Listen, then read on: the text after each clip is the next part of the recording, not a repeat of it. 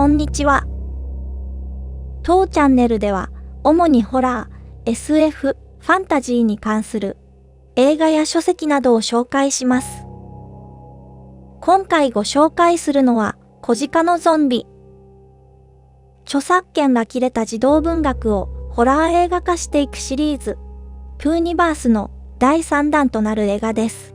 本作は、フェーリクス・ザルテンの小説、バンビが原作となります。本作の監督、編集はダン・アレン。プーニバースでは前作、プー2、悪魔のクマさんと邪悪な仲間たち、そして日本では11月公開予定のピーターパンの映画で編集を担当しています。制作はリース・フレイク、ウォーターフィールドおよびスコット・チェンバース。リース・フレイク、ウォーターフィールドはプーニバース第1弾、プー、悪魔のクマさん、そして第2弾のプー2、悪魔のクマさんと邪悪な仲間たちの監督を務めています。スコット・チェンバースはプー2で主人公クリストファー・ロビン役で出演しています。これまでのプーニバースはプー、悪魔のクマさん。クリストファー・ロビンは大学進学を機にプーたちと別れる。見捨てられたと思ったプーは人間への恨みを募らせる。そうとは知らないクリストファー・ロビンは婚約者と100エーカーの森を訪れる。しかし婚約者はピグレットに殺され、クリストファー・ロビンも監禁されてしまう。その後、森にバカンスに来た若者集団が殺されるなど、なんやかんやあって、最終的にクリストファー・ロビンは森を脱出する。プー2、悪魔のクマさんと邪悪な仲間たち。前作での出来事もあり、プーたちはハンターから狙われていた。守りに徹するだけでは状況を打開できないと見て、プーは人間への反撃を決意する。オールとティガーも仲間に加わり、プーたちは人間狩りを開始する。クリストファー・ロビンの方はなんやかんやあって、プーたちがマッドサイエンティストの実験により生まれたモンスターだと知る。クリストファー・ロビンは両親や友人を殺されるが、最終的にプーの頭を斧でかち割って勝利する。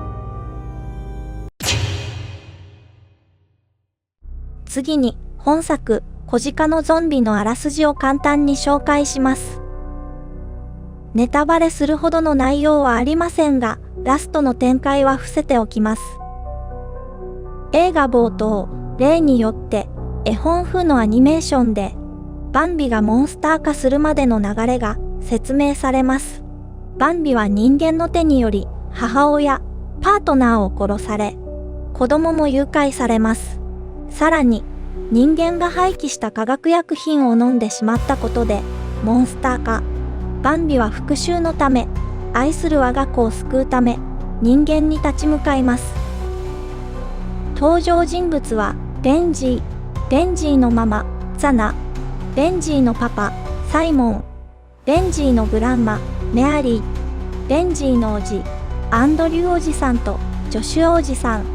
アンドリューおじさんの配偶者ハリエット、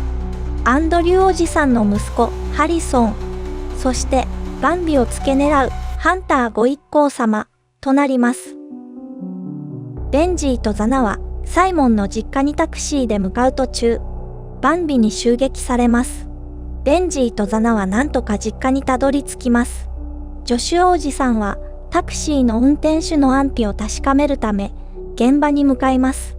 しかし夜中でうっそうとした森の中だったこともあり、バンビを狙っていたハンターに誤って撃ち殺されてしまいます。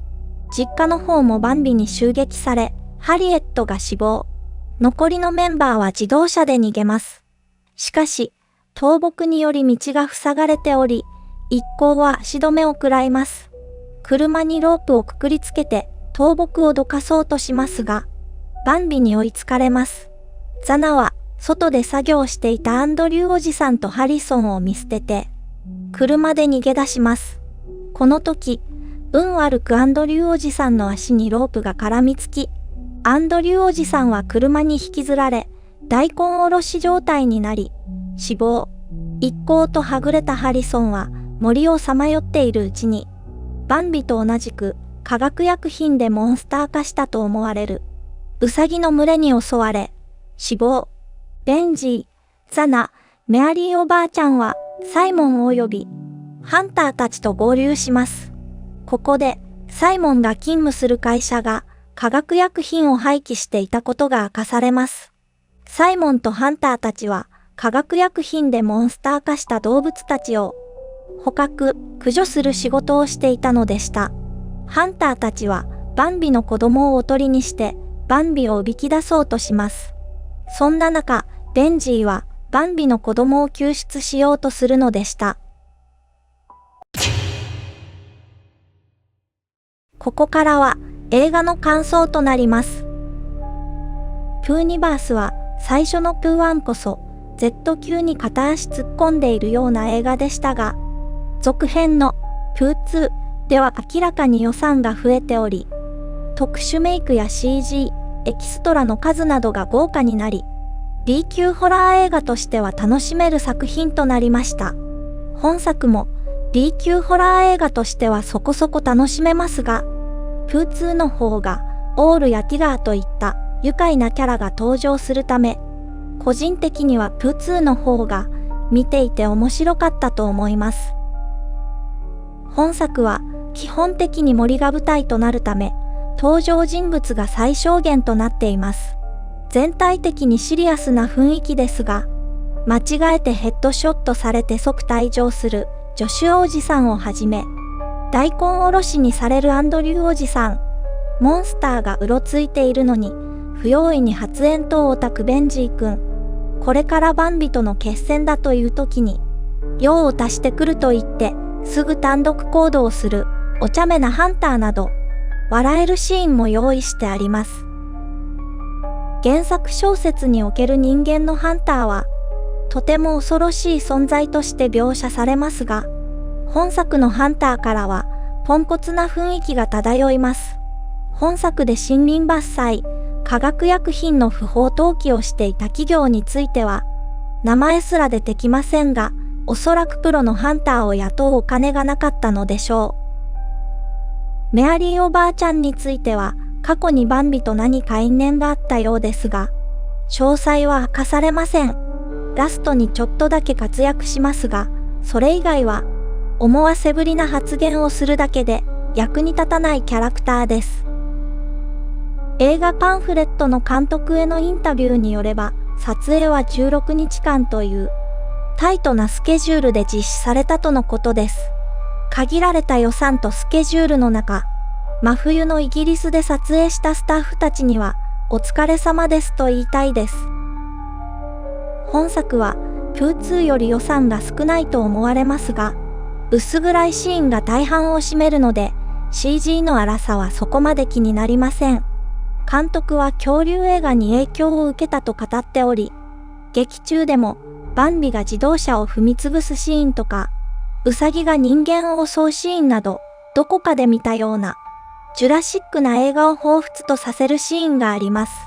黒描写はそれなりにありますので、苦手な方は適宜、目をつぶりながらご鑑賞ください。今回の動画は以上となります。プーニバースを前作見ておきたい方、鹿がメインのモンスター映画を見てみたい方にはおすすめです。今後のプーニバースは、ピーターパンとピノキオの映画が公開予定です。今のところ、人間への復讐が話の軸になっているので、今後の映画でも復讐がテーマになるんじゃないかと思います。あと個人的には、プー1、2や本作のように、バイオテクノロジー的な要素じゃなくて、例えば魔女の呪いとか、ダークファンタジーな要素を増やしてほしいと思います。